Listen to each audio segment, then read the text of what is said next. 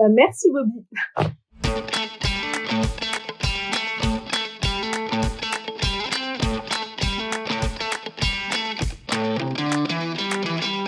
Alors je m'appelle Christelle, je suis, l'heureuse maman de 2 enfants.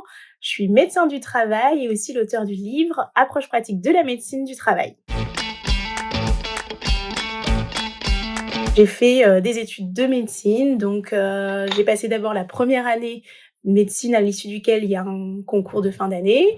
Ensuite, j'ai effectué, 5 années de médecine, donc c'est 5 ans où, tous les étudiants en médecine de France étudient à peu près la même chose. À l'issue de ces 5 ans, on passe le concours de l'internat et moi j'ai choisi, à l'issue de ce concours, de choisir la spécialité médecine du travail.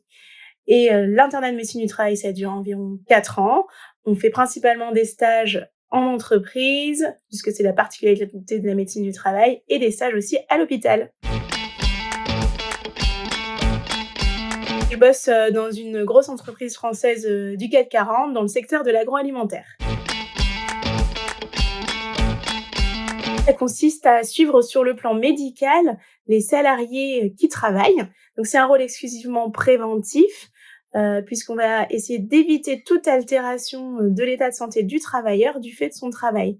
Donc dans ce rôle, il y a, un aspect, très, réglementaire parce que la médecine du travail, c'est, un métier, qui est, réglementé par certaines lois, certains décrets et cetera. Donc il y a des visites qui sont obligatoires, qui incombent à l'employeur, comme les visites d'embauche, les visites périodiques, et donc ça, c'est, des choses qu'on va réaliser. Et puis, il y a, l'aspect aussi, soutien des salariés, sur, quelques problèmes que ce soit par rapport au travail. Et conseiller de l'employeur. Donc on va conseiller l'employeur sur des risques professionnels comme le risque chimique, le risque, physique ou encore le risque, ce qu'on appelle les risques psychosociaux. Moi, ce que j'aime le plus, donc, c'est la relation humaine qui se crée, dans chaque consultation, puisque, le médecin du travail, on ne le choisit pas.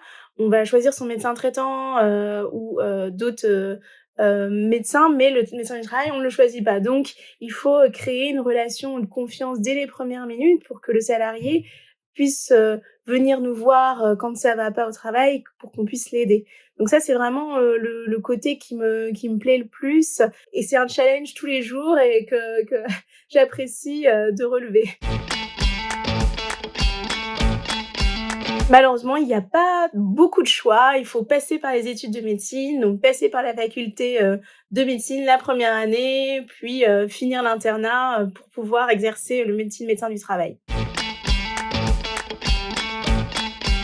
Ça dépend donc de la région, et de l'entreprise et aussi de l'expérience du médecin, mais, ce qu'il faut retenir, c'est globalement un médecin qui débute, c'est aux alentours de 80 000 à 85 000 € par an. Voilà.